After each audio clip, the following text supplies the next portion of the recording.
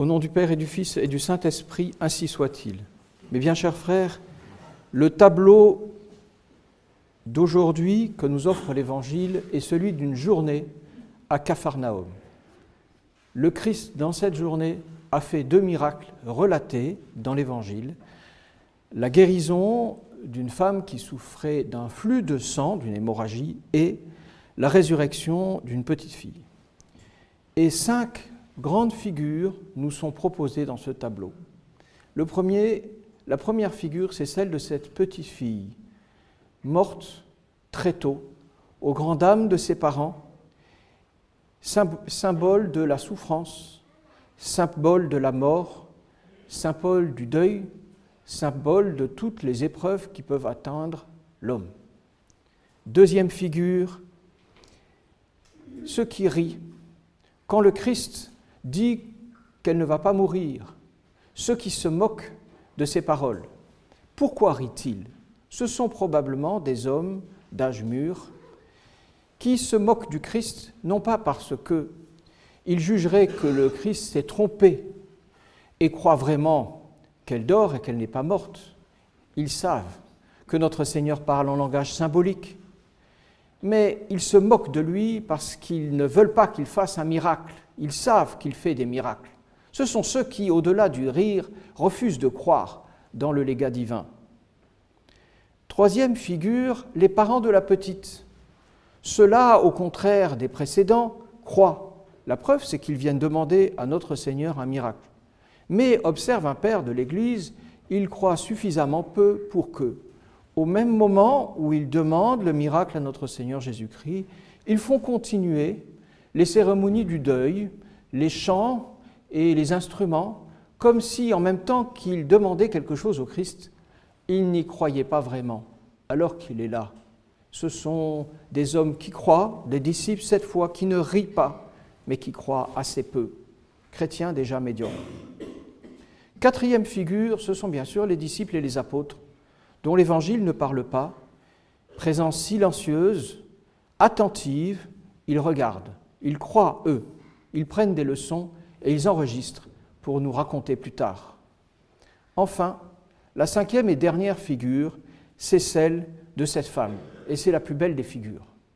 Cette femme qui croit beaucoup plus fort que ses parents. Je n'ai même pas besoin de lui demander quelque chose, qui est bien plus humble que tous dans cette scène. Je n'ose pas m'adresser à lui, qui suis-je, mais qui est pleine de foi. Il suffira que je touche son manteau pour que je sois guéri. Symbole de la perfection. Ces 5 figures, donc, occupent cette journée de Capharnaüm, et parmi elles, le Christ qui est là, qui s'est rendu dans sa ville. Il regarde les uns, observe les autres, touche ou se laisse toucher, parle, écoute, guérit, sauve. Le Christ passe au milieu de Capharnaüm. Et cette scène, mes bien chers frères, qui nous montre différentes catégories humaines avec le Christ qui passe au milieu d'un bourg, peut nous faire songer à la ville dans laquelle nous sommes. Oui, même si Capharnaüm était un village, tandis que Paris est une ville et une très grande ville, même si Capharnaüm est sur un site absolument extraordinaire, plein de gaieté, rieurs, avec des arbres et des champs autour, tandis que les champs à Paris, il faut faire beaucoup de RER pour y parvenir. Tout de même, Capharnaüm est Paris. Paris est une Capharnaüm, et on peut même dire, dans un autre sens, que Paris est un Capharnaüm. Ces 5 figures représentent les habitants de Paris. Cette petite fille représente finalement tous ceux qui, dans cette ville, souffrent, et souffrent parfois d'une souffrance qu'on a du mal à comprendre, la souffrance d'une petite fille qui va mourir si jeune, avant même ses parents et sous les yeux de ses parents, symbole de tous les besoins qui ne sont pas remplis, de ces épreuves qui touchent les familles dans cette ville, épreuves parfois indicibles, et dans les hôpitaux, où il suffit de se rendre pour voir des personnes enfoncées dans leur lit de malheur, sans personne pour les visiter, découragées, appelant parfois Dieu à l'aide, et pire, ne l'appelant pas, dans des souffrances atroces, indicibles, dont les médicaments n'arrivent pas à les soulager. Et puis tous les hommes abandonnés, toutes les souffrances morales que l'on rencontre, et dans les hôpitaux, et autour des cimetières, et dans le fond des maisons, dans le coin d'un HLM de Sarcelles. Il suffit de se déplacer dans cette ville pour toucher du doigt la misère des hommes, misère corporelle et misère spirituelle, parce qu'un péché grave est plus grave que toutes les morts des petites filles du monde. Alors, mes bien chers frères, cette première figure, c'est la figure de la misère humaine. Et la deuxième, ce sont ces hommes qui se rient de Jésus-Christ. Et cette ville, hélas, en est plein de gens qui se moquent de Dieu, plein de gens qui l'injurient, dans la presse, dans les journaux, à la télévision, dans les ministères, dans les loges, dans l'éducation nationale, et même parfois, derrière leur simple bureau, ils méditent des choses contre Jésus-Christ, qu'on pense à des torchons comme le Canard enchaîné, comme Charlie Hebdo, qui n'hésitent pas à recourir au blasphème pour exprimer la rancœur qui vient du fond de leur cœur contre le Dieu qui leur impose une loi. Oui, ces hommes qui se rient sont bien les images de nombreux, hélas, habitants de Paris. La troisième figure que nous avons, ce sont ceux qui croient. Ce sont ces parents qui croient vraiment dans Jésus-Christ, mais qui ne sont pas des parfaits chrétiens. Image de nombreux catholiques au sein de Paris, il y a de nombreux chrétiens encore dans cette ville. Même si elle est abîmée par le péché, on ne peut pas y reconnaître la ville du temps de Philippe Auguste. Il n'en reste pas moins que c'est toujours consolant de voir que la foi chrétienne est partagée. Mais souvent, on croit comme ses parents sans vraiment y croire, on vit sans vraiment y vivre. C'est la misère humaine, un pas devant, un pas en arrière, on avance et on recule. Mais enfin, on est chrétien. Pas chrétien d'exception, chrétien médiocre, mais chrétien quand même, oui. Nombreux encore sont ces personnes-là dans la ville. Et puis il y a les disciples, et là ce sera plus bref, car qui ressemble à ces disciples, à ces apôtres qui sont là, qui observent, chargés de transmettre et de continuer Jésus-Christ après son départ, bien sûr. C'est le clergé, ce sont les prêtres, les religieux, les religieuses consacrées. Enfin, plus belle des figures de Capharnaüm, de cette journée à Capharnaüm, c'est cette femme hémorroïs qui vient implorer tacitement, dans l'humilité de sa condition, la guérison de Dieu.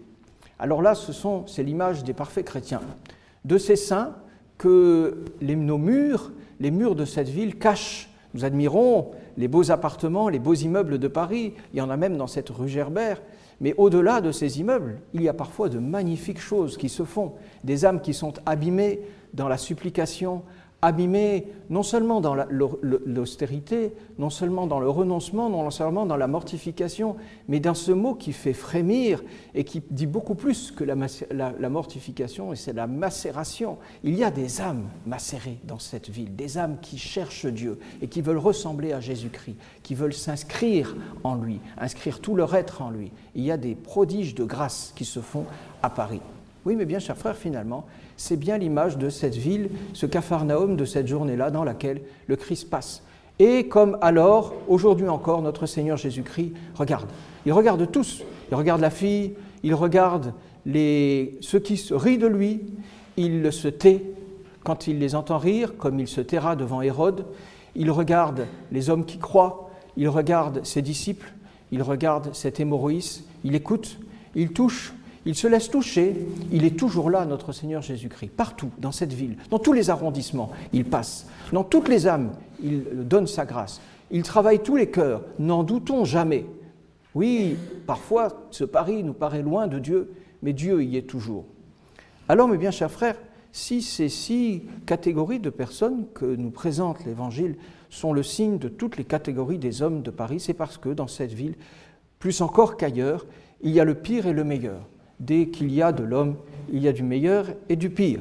Dès qu'il y a une concentration d'hommes, il y a du meilleur et du pire. Mais quand on concentre autant les hommes qu'on les concentre ici, dans cette ville, cette mégapole, peut-on dire, eh bien, il y a une concentration du mal et une concentration du bien. On dit du bien, on dit du mal de cette ville, mais il s'y trouve le pire mal et il s'y trouve le meilleur. Il se trouve le pire mal, la pire souffrance, bien sûr, mais surtout le pire péché, le pire blasphème dans les journées, au fond des nuits, que de choses se font contre la loi de Dieu, contre son honneur, contre sa gloire et contre son amour. Et en même temps, dans cette même ville, et de jour et de nuit, car certains se lèvent la nuit pour prier pour les hommes qui pêchent simultanément, eh bien, il se fait des choses merveilleuses de grâce, sous les yeux d'ailleurs des successeurs des disciples. Cette ville contient le pire et elle contient le meilleur. Et il ne faut pas s'y en étonner quand on y rentre, quand on la découvre, quand pour la première fois on y habite. Alors, du coup, certains d'entre vous finissent par la quitter parce que, frappés par le pire, ils ne veulent pas y rester longtemps. En particulier lorsqu'ils ont des enfants. On en a vu des familles, année après année, dans cette chapelle, qui finissent par quitter la ville, qui finissent par quitter, bien sûr, la chapelle, pour aller ailleurs. Comprenez-vous? Comment peut-on, et pour nous, et pour nos enfants, espérer une route facile de sanctification dans une ville dans laquelle il y a tellement de gens qui se rient de la parole du Christ, même lorsqu'il fait des prodiges et de miracles et de grâces? Nous ne pouvons pas. Nous allons protéger nos enfants. Alors nous allons partir. Et lorsque ce sont des parents ayant des enfants en âge, ils cherchent bien sûr les écoles et de la fraternité et des dominicaines. Et lorsqu'ils ont un peu plus d'âge mûr, ils cherchent des endroits où ils puissent, et ils ont raison, assister à la messe, avoir la proximité des sacrements, tant qu'à faire, à être à la campagne, près d'une forêt, dans les montagnes ou près des mers, peu importe, nous voulons avoir la messe. Alors ils se rapprochent des prieurés, des maisons ou de la fraternité ou des communautés religieuses. Et ils ont raison, bien sûr, ils ont raison. Et en même temps que la tristesse de les voir partir, tristesse qui est réelle, parce que saint Paul nous invite à ce que nous, prêtres, à ce que vous soyez notre joie et notre couronne, mais lorsque évidemment vous paraissez, et la couronne et la joie partent. Mais en même temps, il est vrai qu'il y a une certaine joie, évidemment, parce que les raisons de ces départs sont tellement bonnes. Ça se passe toujours par une première étape, qui est le 78, il y a un semblant de campagne provinciale, et puis ensuite une deuxième étape, qui est le 36, le 30 ou le 31, ou que sais-je. Alors, mes bien chers frères, on les comprend. Mais en même temps que Paris est une ville qui fait fuir les gens, c'est quand même une ville dans laquelle les gens restent. D'ailleurs, parmi vous, il y en a quelques-uns qui restent. Qui restent pourquoi? Parce qu'ils ne peuvent pas faire autrement, parfois, parce qu'il ne leur vient pas à l'idée de faire autrement, parce qu'ils ont toujours vécu là, ou bien parce qu'ils aiment la ville, ils aiment cette ville. Ils l'aiment bien sûr en raison des trésors spirituels qu'ils y trouvent. Saint-Nicolas, pardon, j'aurais dû commencer par cette chapelle, et tant de trésors et de merveilles spirituelles et sacramentelles et de grâces auxquelles ils ont accès, et puis aussi parce qu'ils veulent pouvoir, quand ils le souhaitent, se promener au milieu de Saint-Séverin, ou bien sur le pont Alexandre III, ou bien aller prier au Sacré-Cœur ou à la rue du Bac. Ils aiment Paris et ils y restent. Et c'est tant mieux. Et c'est tant mieux parce qu'il faut qu'il en reste. Afin qu'un jour cette ville ne ressemble pas à Sodome, de laquelle sont fuis tous les bons, puisque Lot en est parti à la hâte et que sa femme, hélas, s'est retournée. Ils se disent, certains, nous allons rester. Et ils ont raison. Car si le Christ passe ici, si le Christ est ici dans tous les arrondissements, c'est qu'ici encore on peut se sanctifier. Alors, mes bien chers frères, il est bon que certains restent à Paris, que ce soit des retraités, que ce soit des étudiants ou même des personnes d'âge mûr, qu'ils s'enracinent ici. Ils sont le symbole de ce que désigne saint Paul dans l'épître d'aujourd'hui, à savoir qu'il faut toujours des gens qui apportent la lumière et soient la forme pour les autres. Des gens qui se mettent dans les pas de cet hémorrhoïs et cherchent à s'approcher de Dieu dans la discrétion, dans l'humilité, mais dans une foi profonde. Il faut toujours des lumières pour le Seigneur ici, ce que saint Paul appelle des amis de la croix. Aujourd'hui, dans l'épître, il nous parle des ennemis de la croix. Mais s'il y a des ennemis de la croix, c'est qu'il y a des amis de la croix. Et ces amis de la croix, dont saint Louis-Marie Grignon de Montfort parle dans une lettre qu'il leur adresse, puisqu'elle s'intitule « Lettre aux amis de la croix », lettre dans laquelle il regarde les temps derniers, la fin du monde finalement, et dans laquelle il appelle à ce que des apôtres, des saints, se constituent pour marcher sur les traces du Christ. Cette lettre aux amis de la croix vaut et pour la fin des temps et pour aujourd'hui. Il faut qu'au milieu d'une génération décadente se lèvent des personnes qui vraiment cherchent à être amis de la croix de Jésus-Christ. Bizarre, être amis de la croix. Mais il n'y a pas moyen d'être autrement dans le Seigneur qu'être ami de la croix. Or, être dans le Seigneur, c'est encore ce que nous demande saint Paul aujourd'hui. il nous dit « state in domino », soyez dans le Seigneur, autrement dit.